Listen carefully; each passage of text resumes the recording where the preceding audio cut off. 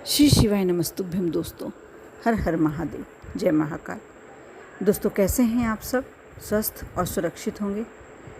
पूज्य गुरुदेव ने अपनी कथा में बहुत ही सुंदर उपाय बताया था, जो यदि आप बुधवार के दिन जो चतुर्दशी तिथि पड़ रही है उस दिन करते हैं, बहुत विशेष महत्व पड़ता है। चतुर्दशी तिथि पर ही ये उपाय करने का है। इसमें बुधवार का कोई इतना खास महत्व नहीं है।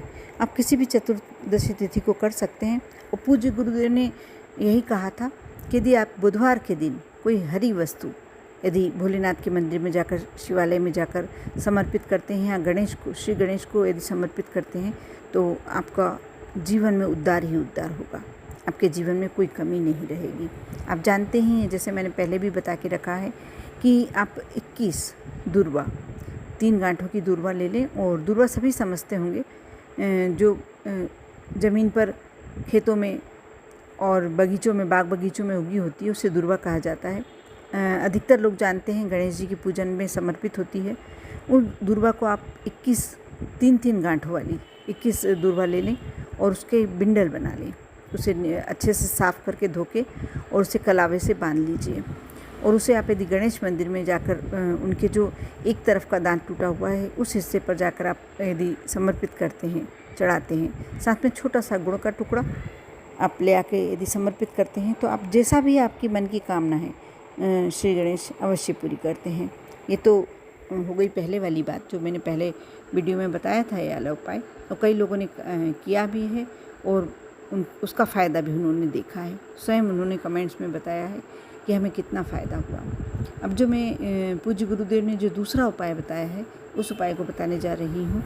आप पान का पत्ता, एक पान का पत्ता ले लें और उस पर स्वास्तिक बना लें। आप रोली से भी बना सकते हैं। वैसे रोली शिव जी को समर्पित नहीं होती है, लेकिन आप यह कार्य जो शिवलिंग पर गणेश जी का स्थान होता है वहाँ के लिए कर रहे हैं, इसलिए आप बिल्कुल रोली से बना सकते हैं स्वास्तिक बनाए, अच्छा सुंदर सा स्वास्तिक। यदि पान का पत्ता नहीं मिले तो आप बट वृक्ष के पत्ते से पर भी बना सकते हैं। यदि बट वृक्ष का पत्ता भी नहीं मिलता है तो आप पीपल के पत्ते पर बना सकते हैं। लेकिन सर्वश्रेष्ठ तभी होगा जब आप यदि पान के पत्ते पर बनाते हैं। आप पान के पत्ते पर स्वास्तिक बना लें और अक्षत, चाहे एक दाना लें, चाहे चुटकी भर लें, चाहे 1 चम्मच लें, उस पान के पत्ते पर रखकर थोड़ा सा कलावा एक सुपारी पर लपेट लें। जो पूजन की सुपारी आती है उसे ले लें, उस पर थोड़ा सा कलावा लपेट लें और इन सब सारी सामग्री को लेकर साथ में एक जल का कलश लेकर आप शिवालय जाएं। आपको गणेश जी के मंदिर नहीं जाना है, जो शिव जी में की शिवलिंग पर ही गणेश जी का स्थान है, वहाँ ही कार्य करना है। आप सबसे पहले अपने मन की कामना, यदि आप धन के लिए कर रहे हैं या आपके बच्चों के एग्ज़ाम के लिए कर रहे हैं, कोई भी कार्य के लिए कर रहे हैं, आप बस अपने मन की कामना शुद्ध शब्दों में और भगवान जी से जिस तरीके से भी कह पाएँ, बस आपको उतना कहने का ये होना चाहिए कि हमें किस तरीके से भगवान से विनती करना है। आप सबसे पहले जाएंगे, जो जल का कलश है, थोड़े से छींटे आप सबसे पहले गणेश जी वाले स्थान पर दें, फिर कार्तिकेय वाले स्थान पर, फिर अशोक सुंदरी वाले स्थान पर, फिर जो माता का हस्त कमल होता है, पार्वती माँ का हस्त कमल होता है, जिस पर शिवलिंग विराजमान होता है, उस पर जल चढ़ाएं। उसके बाद जो जो 5 पुत्रियों वाला स्थान होता है, ऊपर कलश रखा हुआ होता है, उसमें थोड़ा सा पानी डालें। उसके बाद जो जितना जल बचा है वह आप शिवलिंग पर समर्पित कर दें, कुंदकेश्वर महादेव के नाम से। आपने इतना कर लिया। अब जो आप पान का पत्ता लेकर गए हैं उस पर स्वास्तिक चाहें तो वहाँ बना लें, ले जाएं सारी सामग्री। लेकिन आपको क्या क्या सामग्री रखना है? आपने एक सुपारी रखी, पूजन की सुपारी। हाँ, एक हल्दी की गठान अवश्य रखना है।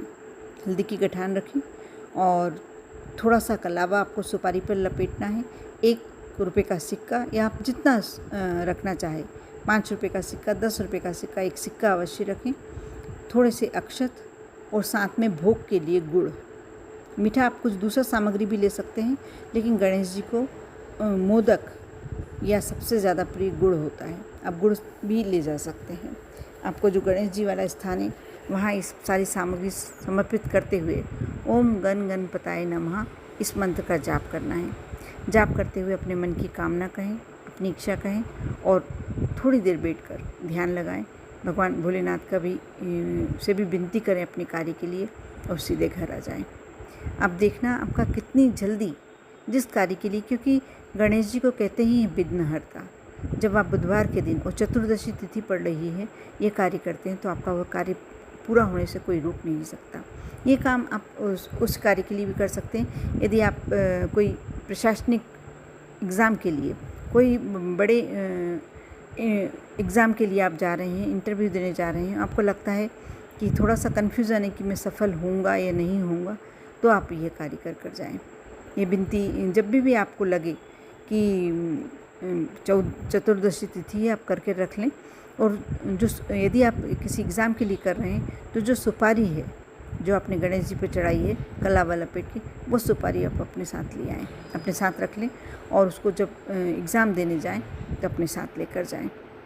आप देखना कि आपको कोई रोक नहीं सकता उस इंटरव्यू में पास होने से। ये छोटा सा उपाय है। यदि कर्ज के लिए कर रहे हैं, धन के लिए कर रहे हैं कि कर्ज आपका चूक जाए जल्दी से या आपके पास धन बहुत ज़्यादा मात्रा में आ जाए, तो आपको वहाँ से कुछ भी सामग्री उठा के नहीं लानी है, बस विनती करके आनी है और 5 जगह आप जल समर्पित करें और अपने घर बैठ कर आ जाएं। थोड़ी सी मन से इच्छा करें, विनती करें और कामना करके आप अपने घर आ जाएं।